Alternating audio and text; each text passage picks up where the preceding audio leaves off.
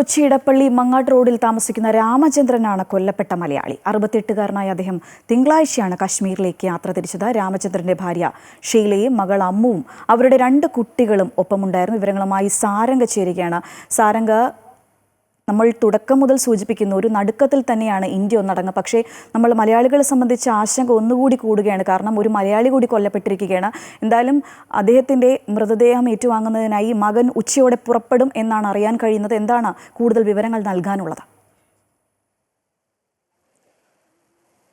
തീർച്ചയായിട്ടും ശ്രീജ, ഇത്തരത്തിൽ മകൻ ഇത്തരത്തിൽ ബാംഗ്ലൂരാണുള്ളത്. ഈ മരണപ്പെട്ട രാമചന്ദ്രന്റെ മകൻ ബാംഗ്ലൂരാണുള്ളത്. ഉച്ചയോടുകൂടി തന്നെ അദ്ദേഹം നാട്ടിലേക്ക് എത്തും. അതുപോലെ തന്നെ അദ്ദേഹത്തിന്റെ മരണപ്പെട്ട രാമചന്ദ്രന്റെ കൂടെ ഒപ്പമുണ്ടായിരുന്ന ഭാര്യയും അതുപോലെ തന്നെ മകളും 2 കുട്ടികളും, ഈ മകളുടെ 2 കുട്ടികളും, ഇവരും 3 പേരും സുരക്ഷിതരാണ്. ഇവരെയൊക്കെ എത്തിക്കാനും അതുപോലെ തന്നെ മൃതദേഹം എത്തിക്കാനുമുള്ള നടപടികളൊക്കെ തന്നെ ഇതിനോടകം ആരംഭിച്ചു.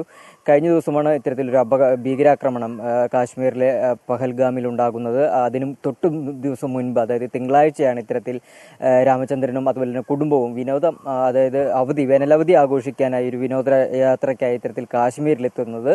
രാത്രിയാണ്, തിങ്കളാഴ്ച രാത്രിയോടെയാണ് ഇത്തരത്തിൽ ഇവർ രാമചന്ദ്രൻ കുടുംബവും കാശ്മീരിലെത്തിയിട്ട് 65 വയസ്സായിരുന്നു രാമചന്ദ്രൻ. എന്തായാലും ഒരു വലിയ ദുഃഖകരമായ വാർത്തയായി പോയി എന്ന് വേണം നമുക്ക് മനസ്സിലാക്കാൻ. അതായത് പ്രത്യേകിച്ച് ഈ ആക്രമണത്തിൽ മലയാളി ഉൾപ്പെട്ടിട്ടുണ്ടെന്നുള്ളത് കൂടി ഒരു വേദനാജനകമായ ഒരു കാര്യമാണ്. എന്തായാലും മൃതദേഹം എത്തിക്കുന്നതിനും അതുപോലെ തന്നെ കുടുംബങ്ങൾ ഉൾപ്പെടെയുള്ളവരെ സുരക്ഷിതമായി തിരികെ മടങ്ങി കേരളത്തിലേക്ക് എത്തിക്കുന്നതിനുമുള്ള നടപടികളൊക്കെ ആരംഭിച്ചിട്ടുണ്ട്.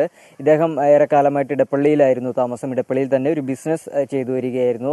ഇത്തരം ഒരു സാഹചര്യത്തിലാണ് അദ്ദേഹം കുടുംബവുമൊത്ത് ഒരു വിനോദയാത്ര പോകാനായി ഇത്തരത്തിൽ പഹൽഗാമിലേക്ക് എത്തുന്നത്. ഈ ഒരു സന്ദർഭത്തിലാണ്, ഒരു അപകടകരമായ നിമിഷത്തിൽ അദ്ദേഹം പെട്ടുപോകുന്നതും. എന്തായാലും കുടുംബവും മറ്റ് എല്ലാവരും സുരക്ഷിതമായി എത്തുന്നുണ്ട്. അദ്ദേഹത്തിന്റെ മകൻ ബാംഗ്ലൂരിലാണ് ഇത്തരത്തിൽ ജോലി ചെയ്യുന്നത്.